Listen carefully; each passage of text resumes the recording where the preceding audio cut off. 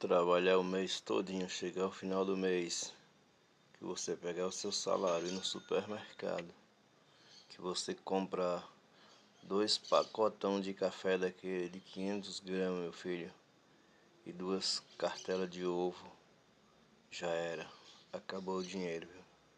Não dá mais. Impressionante como esses itens aí tá verdadeiro ouro. Então aproveite, né? E venha tomar aqui, ó, um cafezinho comigo, porque tá difícil, meu filho. Tá complicado. O que você ganha só dá provavelmente pra comprar isso aqui, ó. Então é isso aí. Tá com medo. Vou correr, vou trabalhar de dia à noite pra ver se eu consigo multiplicar o meu café, porque sem ele não dá, né, galera? Infelizmente eu me acabo todo, mas eu tenho que trazer